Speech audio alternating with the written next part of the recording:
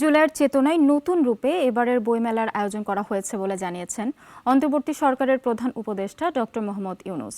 বিকেলে অমর ২১শে বইমেলা ২০২৫ উদ্বোধন করে তিনি এসব কথা বলেন।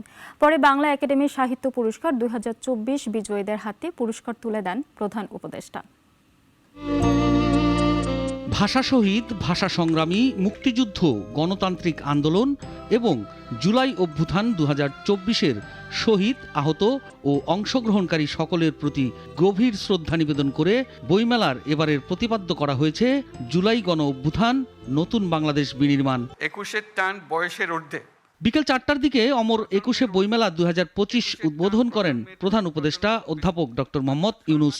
বলেন, জুলাইয়ের চেতনায় নতুন রূপে এবারের বইমেলার আয়োজন করা হয়েছে।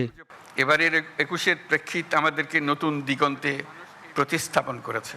বরকত সালাম, রফিক জব্বারের বুকের রক্তে যে অঙ্গীকার মাখা ছিল, তাতে ছিল জুলাই অভ্যুত্থানকে নিশ্চিত করার মহা বিস্ফোরক শক্তি।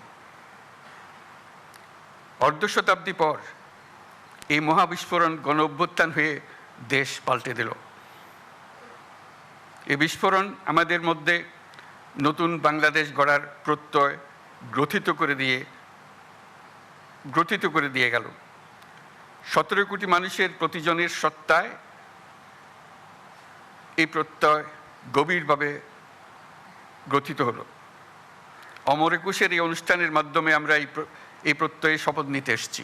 উদ্বোধন শেষে বাংলা একাডেমি সাহিত্য পুরস্কার ২০২৪ বিজয়ীদের হাতে পুরস্কার তুলে দেন প্রধান উপদেষ্টা। তাদের সবাইকে স্মরণ করতে চাই।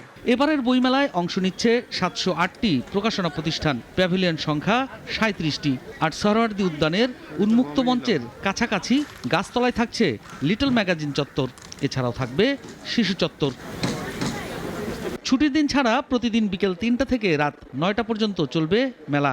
রাত ৮:৩০টার পর নতুন করে কেউ মেলা প্রাঙ্গণে ঢুকতে পারবে না। ২১ ফেব্রুয়ারি বইমেলা শুরু হবে সকাল ৮টায়, শেষ হবে রাত ৯টায়। সাইফুল শাহিন, নাগরিক, ঢাকা। ২৫০টিরও বেশি ডিজাইন অপশন নিয়ে ওয়ালটন স্মার্ট ফ্রিজ, বোঝে আপনার প্রয়োজন।